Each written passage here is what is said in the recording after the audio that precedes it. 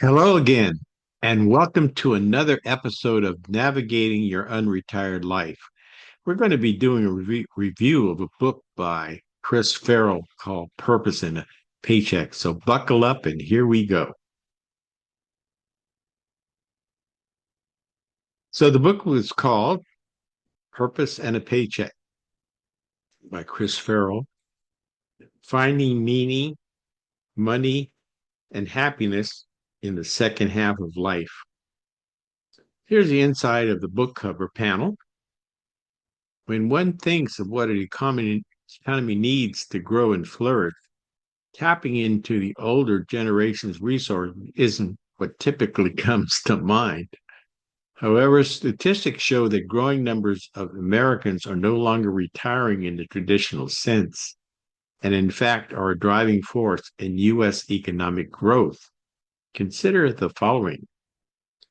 The labor force participation rate of people 60 years and over has risen nearly one-third from what was 10 years ago. This book was written in 2019. In 2016, 25.5% of new business ventures were started by 55 to 65-year-old groups, up from 14.8 in 1996. People in their 50s and 60s are launching new businesses in nearly twice the rate of people in their 20s. Based on research and on-person stories from the 50-plus crowd, Purpose and a Paycheck shows why we need to ditch the cliched notion of people spending their retirement golfing in Florida and playing shuffleboard and reframe these years in a way that reflects reality. Those in the 50-plus demographic are thriving like never before. They're starting business, volunteering, pursuing educational endeavors, and mentoring younger generations in the workplace. When our society embraces this reality, doing so will result in faster economic growth rates and higher living standards for all Americans and provide a more fulfilling and financially secure second half of life for our aging populations. So here's some information about the author. He's a senior economics contributor at Marketplace, American Public Media's nationally syndicated public radio, business, and economic program. He's an economics commentator for Minnesota Public Radio and a host of its critical conversations on the creative economy, as well as a columnist for PBS Next Avenue and the Star Tribune. He's published 5 books on personal finance and the economy, including most recently Purpose and a Paycheck, Finding Meaning, Money, and Happiness in the Second Half of Life. He has an amazing career in journalism, radio, and television. He's earned an undergraduate degree at Stanford University and then spent 4 years as a merchant marine seaman working in the engine room of ships passing through the Suez and Panama canals, steaming past the Rock of Gibraltar under the full moon at midnight and stopping in ports like Athens, Dubai, Subic Bay, and Yokosuka. What an interesting life. He's also a proud father of 2 grown sons and a grandfather. So here's a sneak peek at the table of contents. The frontier of experienced workers and 50-plus entrepreneurs is really kind of breaking through a kind of perception. He talks about the still syndrome, where he says when people are asking him, "Are you still writing? Are you still working?" And it's almost like latent with a kind of a internal ageism that says you shouldn't be working if you're over 65. Why aren't you retired? Why aren't you doing the fitting the mold? And he really is talking about front runners. He's a front runner himself with a front running book about that. Then he talks right in the second chapter, he talks about the myth of creative decline, citing some really kind of neat people that you know of. Henry Matisse, the artist, had major flourishing later part of his life, and Frank Lloyd Wright, and all these great people, and people movie stars and stuff, and then people you don't know, talking about their lives. And he says kind of the whole secret sauce behind all that is the economics of optimism, which drives people to say, well, wait a minute, I'm going to give a go with this. I'm not going to give up. I'm still fresh. I'm still thinking. I'm still vibrant. Let me do something that I'm passionate about. And then he talks about, well, what about the robots? Why all this talk about the workforce when computers and AI may just take everybody's job away? And he doesn't believe in that. He says, I'm not believing in that. If you look at the trends, yes, jobs will go, but new jobs will be created, jobs we haven't even thought about yet that really work side by side with some of this technology. So that's his perception. And that was in 2019. I don't know what he would say now. I'll talk to him. I'm going to get him online and say, what about all these other things going on? And then he talks to people about people returning to work and also of resources to help accelerate their transition into back into work. Business accelerators and incubators and nonprofits that are doing some important work. But he talks about the rise of 50 plus entrepreneurship. And the whole thing of entrepreneurship, and I'm going to really talk about that, is looking at what somebody looks at as a challenge is an entrepreneur's opportunity. What can I do with that challenge to really do something with this? And I think this book is all about being entrepreneurial about this aging situation in most advanced societies, and also about doing well by doing good. People who say, well, look, not only do I just want to go back to work, but this time around, I want to make a difference. And there's a great story where he has this person who had kidney problems and was going to dialysis and then experienced how he was being treated and flipped that into better education about what he's learned. So he takes what he's learned and wants to now train other people who are going through dialysis. Really interesting work. And so he talks also about management increasingly embracing experienced workers.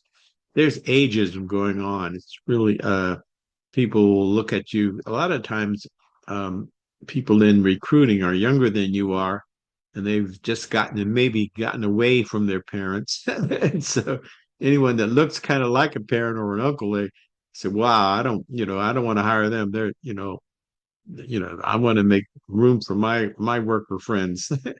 So but that's changing based on a tighter market where experienced workers are needed because, to know how the business works, you need an older worker who's been there for a while to help and mentor younger workers.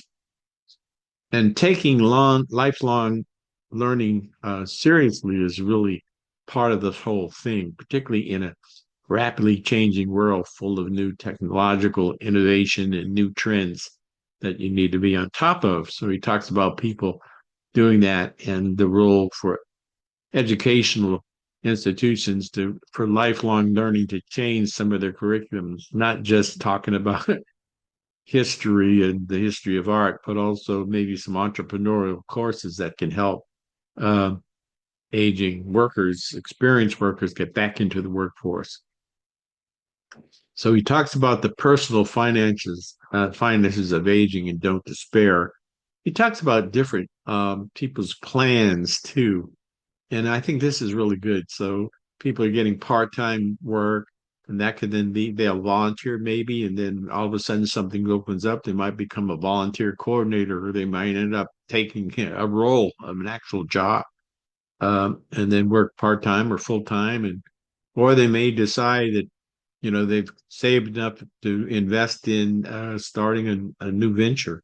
So this is really important. So there's all kind of strategies that he delves into. And the big deal, though, is to make some gains from a multi-generational society. That has to be changing mindsets and changing culture and realizing that nothing is being taken away, not taking jobs away from young people, but actually opening up jobs for young people and having roles. Because as you have this population shift, more and more people, more and more jobs are going to be around helping this and working with this older population. These are consumers with a lot of money, probably boomers probably have more money saved up than any other group in the whole economy. And so the whole idea is reimagining the common good.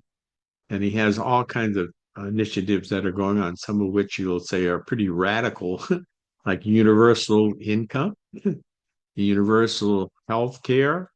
But see, there's considerations that, he has a whole design perspective that get some bright people together, people from all walks of life to come in and lean into a democratic process to make a better society for the common good. Very good idea. So I'm going to stop my share now. Uh, this is written in 2019, and there are a lot of things that have happened since that time, since 2019. You had a COVID pandemic, some of which is starting over again. You have a lot of homelessness that now has really become really apparent.